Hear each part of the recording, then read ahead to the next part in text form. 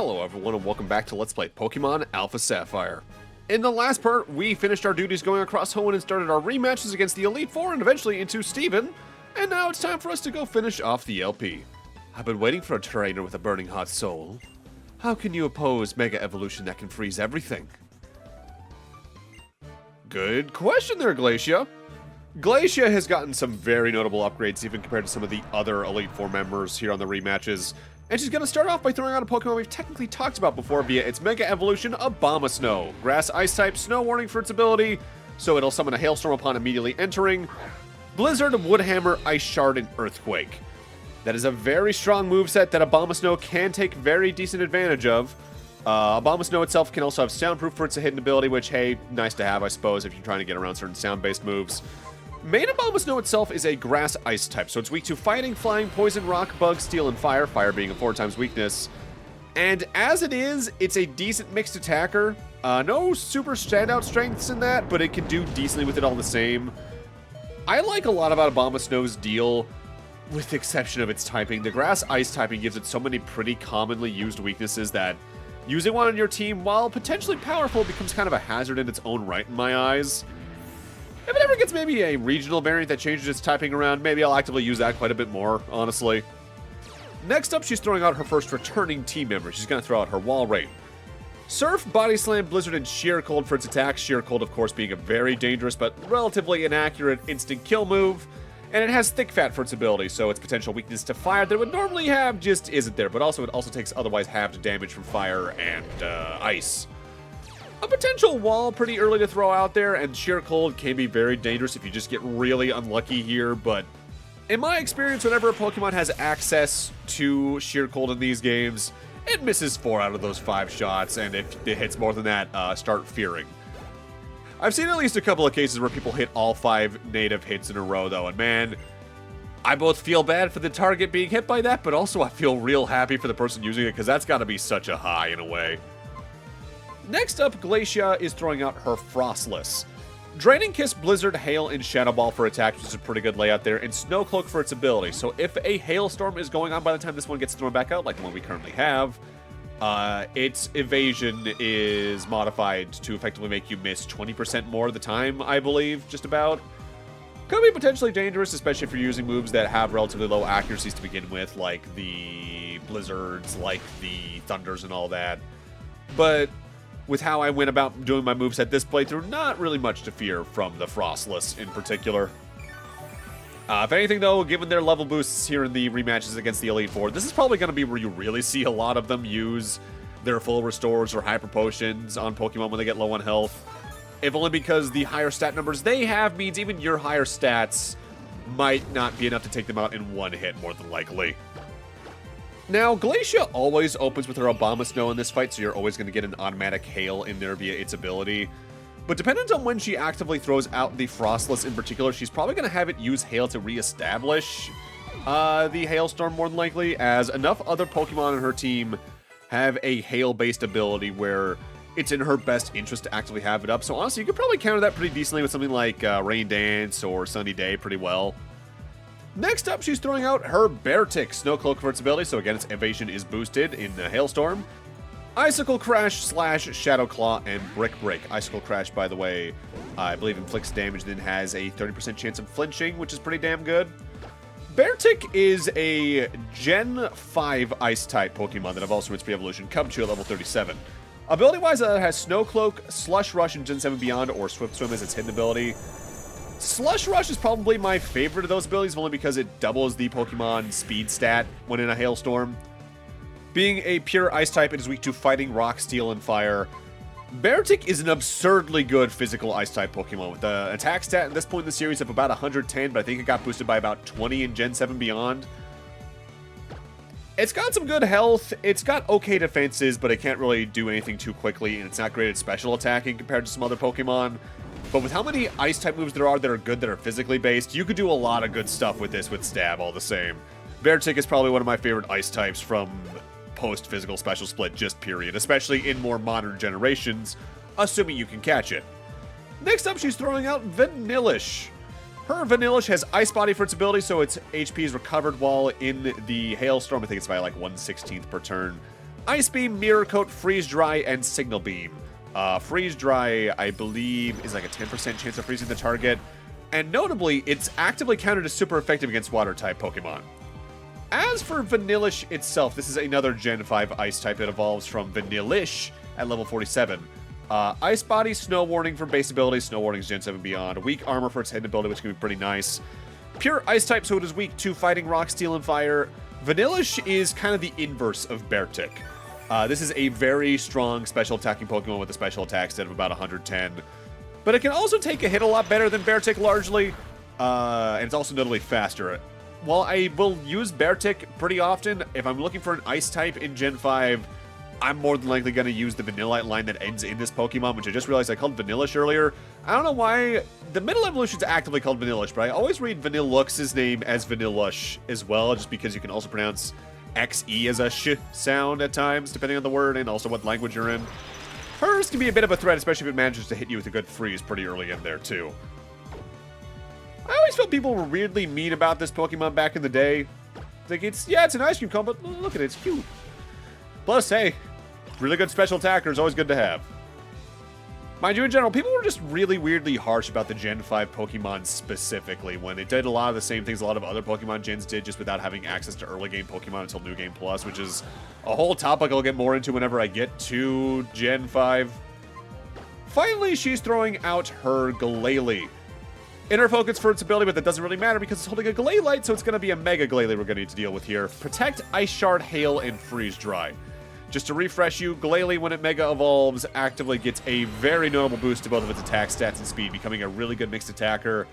Glacia honestly doesn't take good advantage of Mega Glalie's abilities overall, as while she has some good moves on the whole, and this is a decent moveset, it doesn't really take good advantage of Mega Glalie's ability, which is Refrigerate, which actively changes any normal-type moves it uses into Ice-type moves and gives them about a 30% power boost. And given the only normal-type move she has on it is Protect, she's relying entirely on Stab, largely from the Ice-type moves it otherwise has. Which, I mean, hey, good moves on the whole, but there's much better ways to build into a Mega Glalie, and this is not one of them. Oh, god dang it, Boomba, get out of the cold.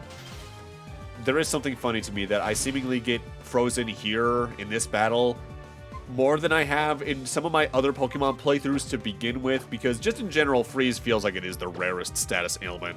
But that also might be partially because the amount of moves that can freeze, especially earlier on in the series, were pretty low compared to moves that can burn, especially uncommon compared to moves that can do other statuses, so I always find it really interesting when a Pokemon trainer you fight in any of these games, be they boss fight or otherwise, does have a good planned out team, really interesting, but there's something also about the really weirdly planned out teams that really sticks out to me.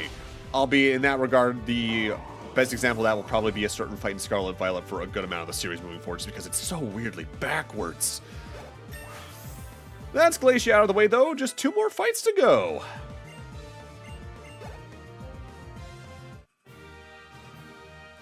It really is hot. Do you intend to thaw my very heart? That actually wouldn't bother me. Anyway, continue onward. Drake is waiting for you as well. Oh, we're getting down to the wire here. There is something kind of funny about how this LP ended up playing out. I do want to talk about probably either during this fight or the Steven fight, but it's just kind of something that happened funnily, incidentally. Oh, I've been waiting for you. My Pokemon and I are going to show you everything we've got. Well then, you'd better get ready to try and stop me. Drake has some pretty notable upgrades.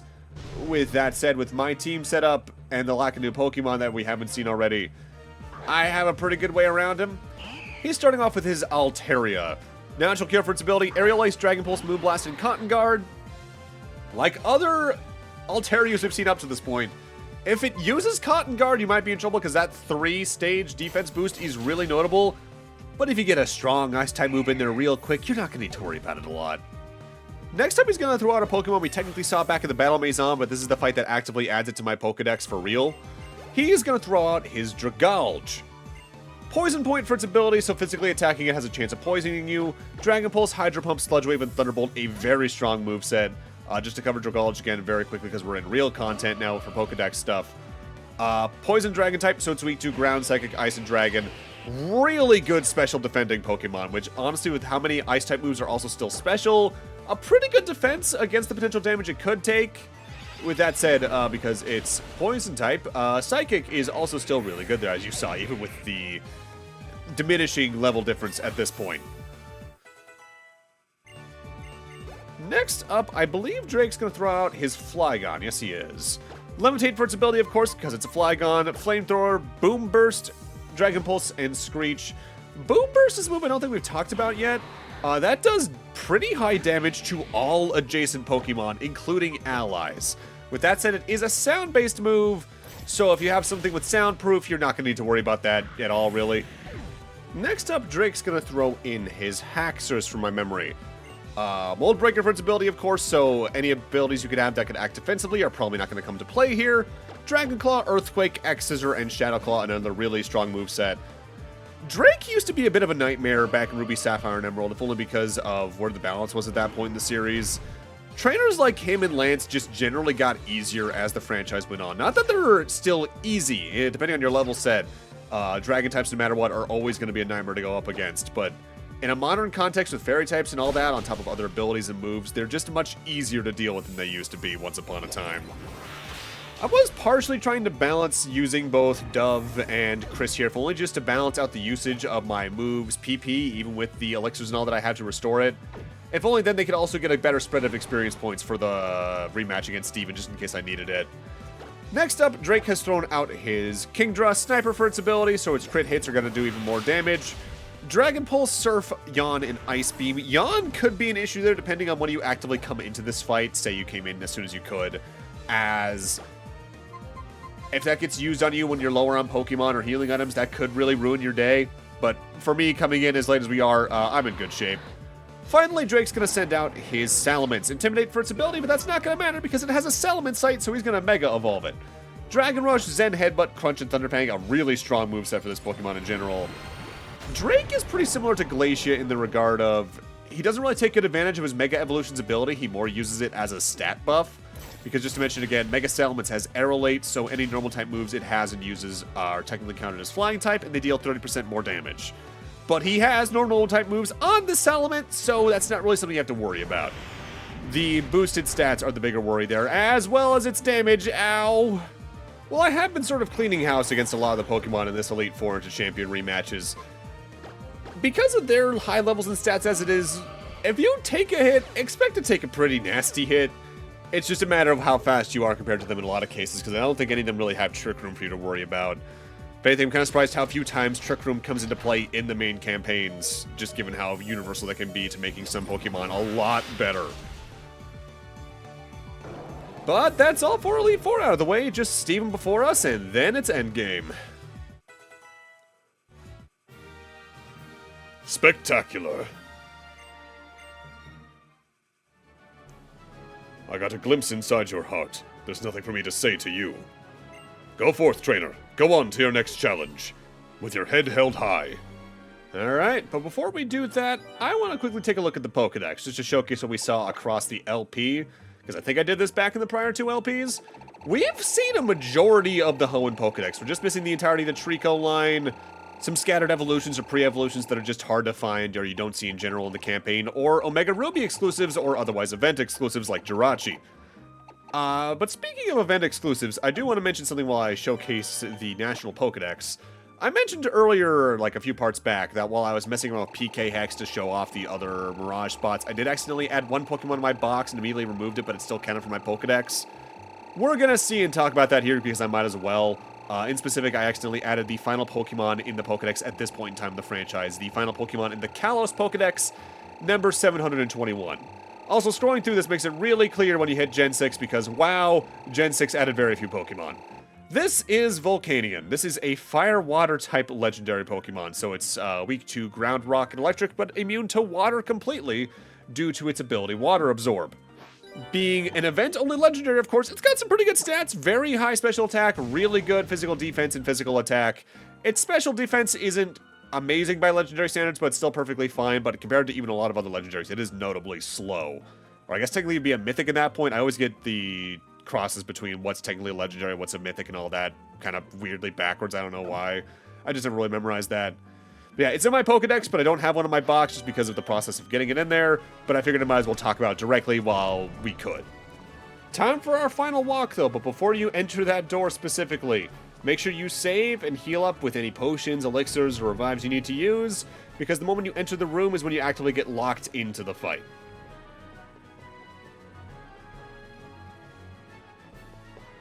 Welcome, champion. Let me test my skills against you once again. Round 2 against Steven doesn't see many changes in the Pokemon field, but damn if he didn't get one hell of a level boost.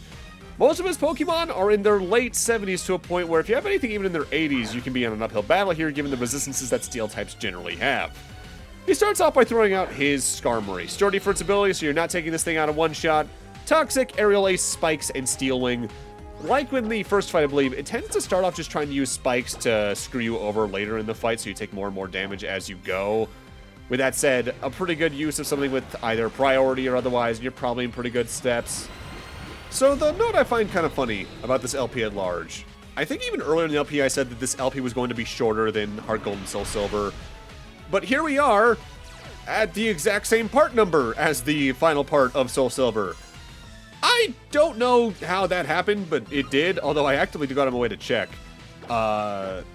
This LP is still shorter than Soul Silver's by about an hour. In terms of the pure footage, I think Soul Silver's LP was like 22 and a half hours, I think, off the top of my head last time I checked, and we're at just about like 21 and a half by the end of this part, so, yay? I mean, I guess largely it was like the time in the Battle Maison and all that really extended this, but I didn't expect that. I won't lie. Feels like there is just generally less here, but I guess the extra animation lengths or anything like that really did go out of the way to just extend how the playthrough felt. Next up, he's throwing out his returning Aggron. Sturdy for its ability once again, so you're not taking this thing out in one shot. Stone Edge, Earthquake, Iron Tail, and Dragon Claw, which is honestly a really solid moveset for this thing. Depending on what your team setup is, Steven can honestly be a bit of an uphill battle, but compared to certain other champions in the series or final bosses, you're probably going to do just fine here because as the series has gone on, you get enough ridiculous ways to deal with the main game PvE stuff where you don't have to worry too much largely again. But that is partially, again, because we waited for as long as we could before doing this.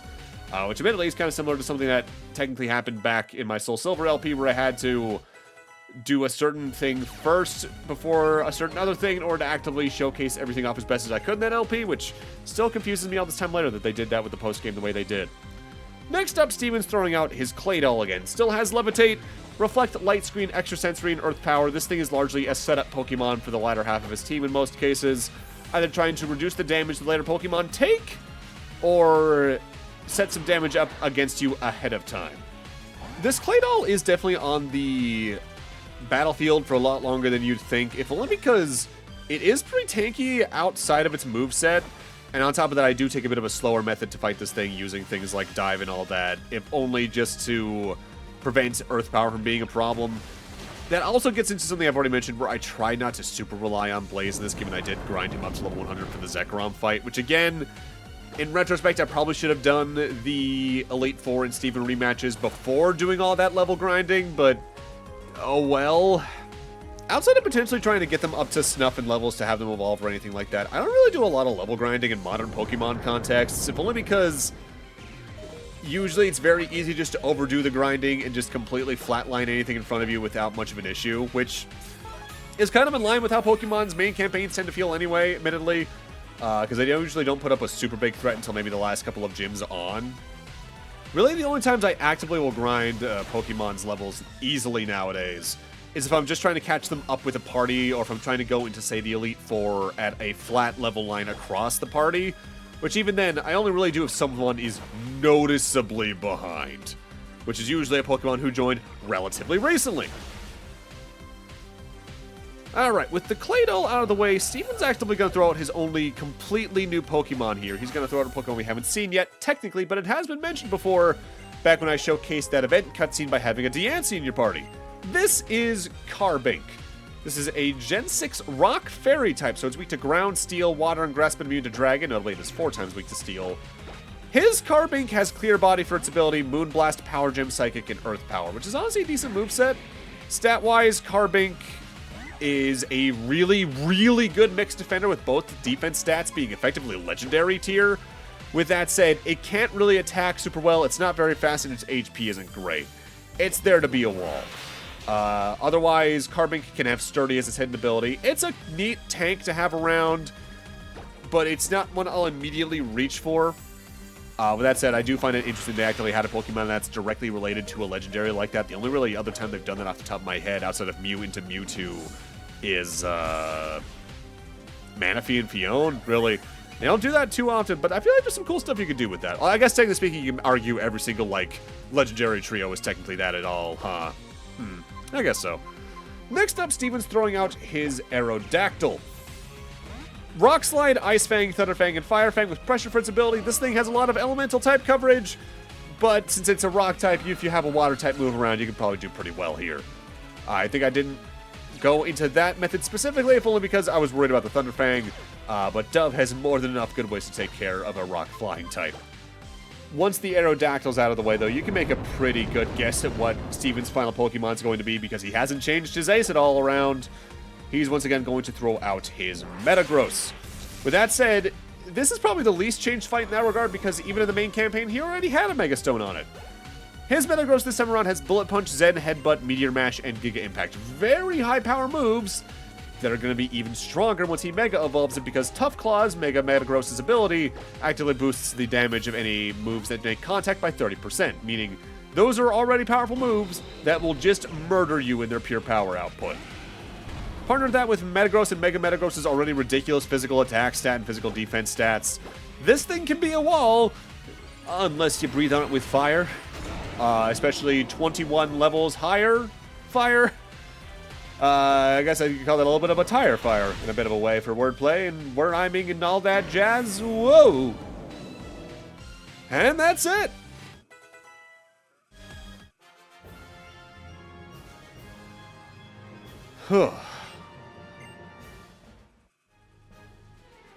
I knew you would be strong, but I don't regret our battle. Because each time that I battle you, I learn more about Pokémon. Yes, I have something I'd like to give you in thanks for all you've done. And thus the final Mega Stone we're getting in the game. That is a very special piece from my collection, but I think you are capable of appreciating its worth. Come, it is time we record your great victory.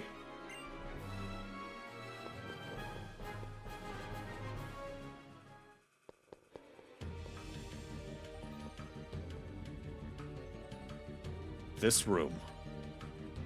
This is where we maintain the records of Pokemon that prevailed through the harshest of battles. It is here that League champions are honored. Come, we will use this machine to record your name and the names of the partners who battled along with you to triumph over the Pokemon League.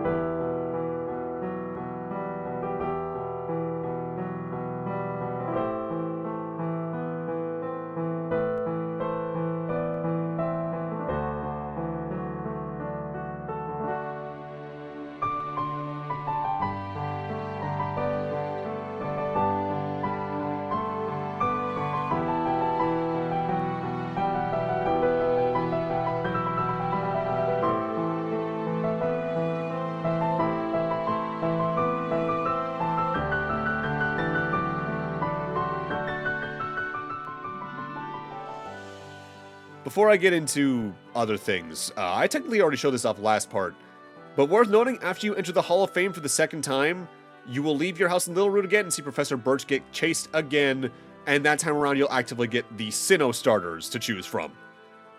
But there we go. Pokemon Alpha Sapphire, and by extension Omega Ruby, is done. This LP has been an undertaking, I won't lie. Between already being the most gameplay hours I put into an LP on the channel, the extra editing I did, because it was like a week and a half to do the explanation of Fairy type and all that technically back in like part 4, on top of just other factors in life, this LP's definitely taken a while, and I apologize for that. I know uploads haven't been the most consistent across it, and that's largely because, especially recently, I've had to go into work early in order to help with the major project and all that, and I won't lie, it's been laying me down on top of some other life events, just given the gestures at the world and all that, and me trying to potentially move elsewhere to escape some of that on my own terms and all that. Oh boy, it's been a lot. But I'm glad I did this LP.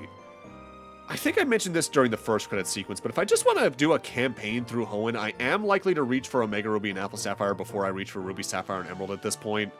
But that's largely because I have real trouble going back to pre-physical special split just mentally, and I try to do it as little as possible due to that. So if I want to go through this region again, I do come back here.